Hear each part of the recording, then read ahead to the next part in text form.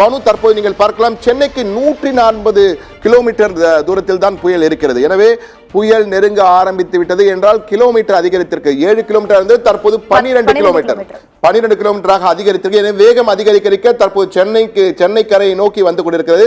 சென்னை அல்ல, மழையின் தாக்கம் அதிகரிக்கும், காற்றின் தாக்கம் அதிகரிக்கும். எனவே தயவு செய்து மீண்டும் ஒருமுறை சத்தியம் தொலைக்காட்சி மூலமாக நேயர்களுக்கு அன்பு வேண்டுகோள் வைக்கிறோம்.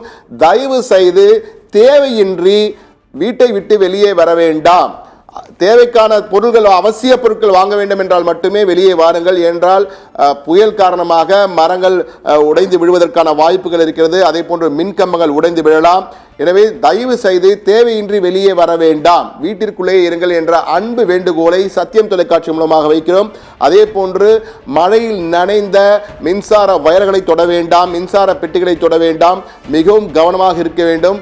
தயவு செய்து எச்சரிக்கையாருங்கள். என்றால் சிறு சிறு தவறுகள் தான். அதே போன்று அசட்டு தைரியம் நாம் பார்த்தோம் சில காட்சிகளை. அந்த இளைஞர்கள் எல்லாம் செல்ஃபி எடுக்கிறார்கள், கடல் சீற்றம் இருக்கிறது, செல்ஃபி எடுக்கிறார்கள். கடல் அடித்து விட்டு சென்று விட்டால் அப்போது யார் காப்பாற்றுவது?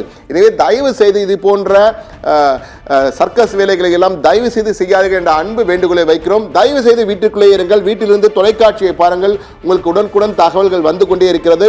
எனவே இந்த அன்பு வேண்டுகோளுடன் மற்றொரு முக்கியமான செய்தியாக இன்று ரெட் அலர்ட் கொடுக்கப்பட்டு நாளை ஆரஞ்சு அலர்ட் கொடுத்திருக்கிறார்கள். ஆரஞ்சு அலர்ட் கொடுக்கப்பட்டால் 20 சென்டிமீட்டருக்கு உட்பட்ட அளவு மழை பெய்யும். எனவே கனமழை என்பது நிச்சயம் நாளை வரை இருக்கிறது என்பதுதான் சென்னை வானிலை ஆய்வு மையம் ஆரஞ்சு அலர்ட் என்பது மூலமாக சொல்லியிருக்கிறது.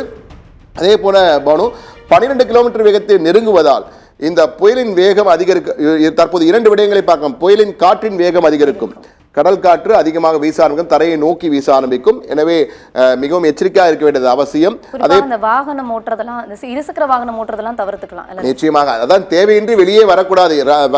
இருசக்கர வாகனம் ஓட்டும் போது நிச்சயமாக இந்த காற்றின் வேகத்தின் காரணமாக கீழே விழுவதற்கான வாய்ப்புகள் அதிகம் இருக்கும். என்றால் மழையும் இருக்கிறது. காவல்துறையும் பல்வேறு இடங்களில் நடவடிக்கை எடுத்துக்கொண்டிருக்கிறார்கள். எனவே ஏற்கனவே நாம் இந்த கொரோனா காலத்திலே லாக்டவுனிலே பழகி இருக்கிறோம். எனவே வெளியே வராமல் வீட்டுக்குள்ளே முடங்க முடியும் என்பதற்கு பல எடுத்துக்காட்டுகள் இருப்பதால் வீட்டிலே இருக்கலாம், வீட்டிலே இருந்து தகவலை அறிந்து கொண்டிருக்கலாம். தொலைக்காட்சிகள் இருக்கின்றன.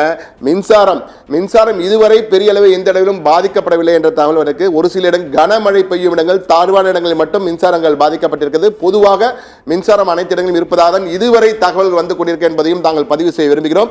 எனவே நேயர்களை தொடர்ந்து சத்தியம் தொடர்கள் புயலை தொடரும் சத்தியம் டிவி உங்களுக்காக நொடிக்கு நொடி அப்டேட்களை கொடுத்து கொண்டே இருக்கிறது. அது மட்டுமல்ல, சென்னை மாநகராட்சி, காஞ்சிபுரம் மாவட்ட ஆட்சியரகம் என அனைத்து அரசு இயந்திரங்களும் தயார் நிலையிலே தற்காப்புக்காக முன்னேற்பாடுகளை செய்திருக்கிறார்கள்.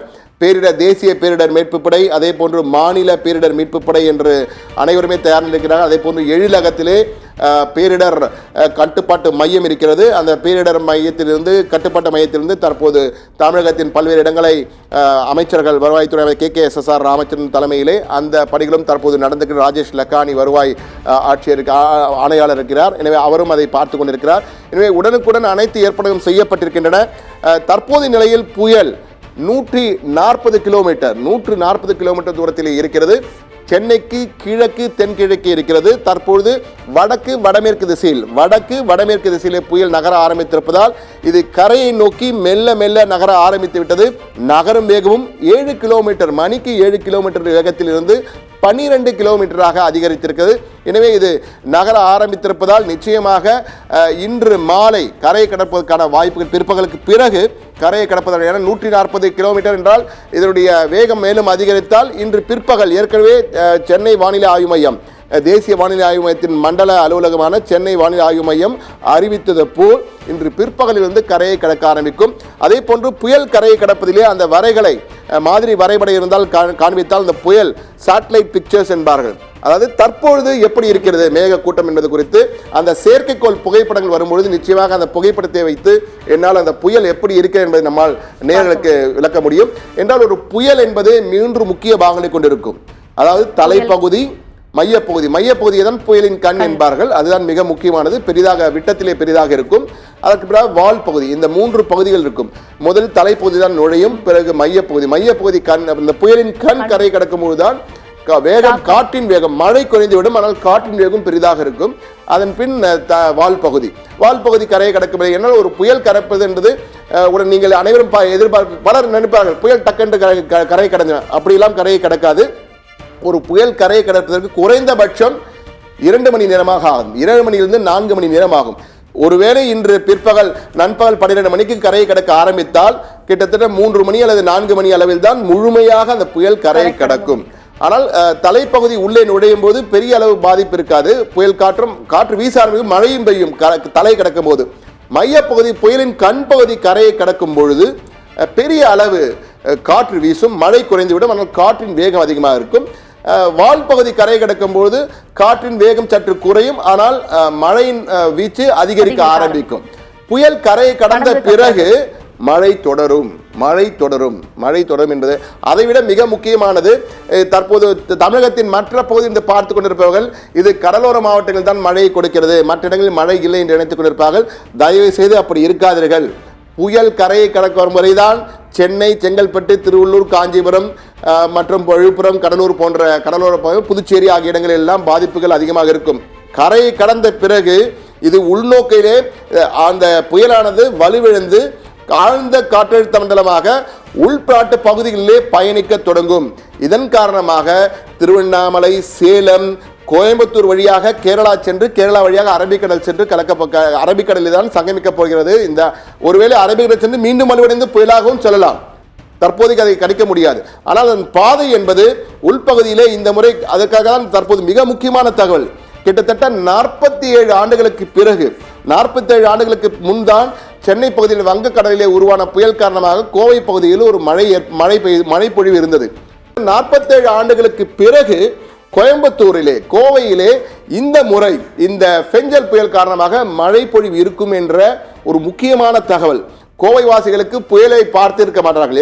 வெகு அரபிக்கடலில் உருவான புயல் போன்ற எப்போதுதான் வந்திருக்கும். 47 ஆண்டுகளுக்கு முன்தான் புயலை பார்த்திருக்கிறார்கள். அதற்கு பிறகு அந்த புயல் தற்போது இந்த புயல் நேரடியாக போவதில்லை.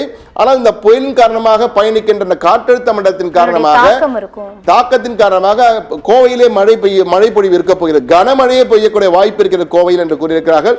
எனவே அது உள்நாட்டு வழியாக பயணித்து பெங்களூரு வழியாக அல்லது மைசூர் வழியாகவோ அது அரபிக்கடல் செல்வதற்கான வாய்ப்பு இருக்கிறது. எனவே உள்நாட்டு பகுதியிலும் அதிக அளவு மழை பொழிவு இருக்க வாய்ப்பு இருக்கிறது. இந்த 4 கடலோர மாவட்டங்கள் மட்டுமல்ல. ஆனால் நீங்கள் சொன்ன மாதிரி சரி, ஏற்கனவே பெரும்பாலான மக்கள் இந்த புயல் கரையை கடந்துருச்சுன்னா அப்பா அதுக்கப்புறம் மழை இருக்காது அப்படிங்கிற ஒரு எண்ணம் இருக்கும். ஆனால் புயல் கரையை கடந்ததுக்கு அப்புறம் தான் மழையின் தாக்கம் அதிகம் இருக்கும் அப்படிங்கிறது இப்போ நீங்கள் சொன்னது மூலியமா மக்களுக்கு தெரிய வந்திருக்கு சார். இப்போ குறிப்பா சார், ஒருவேளை இந்த புயல் கரையை கடக்காம வலுவிழந்து அதுக்கப்புறம் கரையை கடந்தா சூழல் எப்படி இருக்கும் சார்? வலுவிழந்து கரையை கடற்பான சூழல் குறித்து பேசுவதற்கு முன்னால் தற்போது எங்கெல்லாம் மழை பொழியும் என்பது குறித்த ஒரு லேட்டஸ்ட் அப்டேட் கிடைத்திருக்க நேயர்களுக்காக மிக மிக முக்கியமான தகவல். தமிழகத்தின் பல்வேறு இடங்களில் உள்ள நேயர்களுக்காக இந்த தகவலை நாங்கள் சொல்ல கடமைப்பட்டிருக்கிறோம். கடலூர் எங்கெல்லாம் மழை பொழிவு இருக்கும் என்பதற்காக மரக்காணம், கல்பாக்கம் இடையே இன்று இரவு கரையை கடற்பதற்கான வாய்ப்பு இருப்பதாக ஒரு தகவல் வந்திருக்கிறது. ஆனால் இந்த கடலூர், புதுச்சேரி, விழுப்புரம், செங்கல்பட்டு, சென்னை, திருவள்ளூர், காஞ்சிபுரம், ராணிப்பேட்டை, வேலூர், திருப்பத்தூர், திருவண்ணாமலை, கள்ளக்குறிச்சி, கிருஷ்ணகிரி, தர்மபுரி, சேலம், நாமக்கல், ஈரோடு, நீலகிரி, கோவை வடக்கு பகுதி, கோவையின் வடக்கு பகுதியில் மழை பொழிவு இருக்க வாய்ப்பு இருக்கிறது. அதே போன்று திருப்பூர் வடக்கு ஆகிய மாவட்ட பகுதிகளுக்கு மழை பொழிவு இருக்கக்கூடிய வாய்ப்பு இருக்கிறது.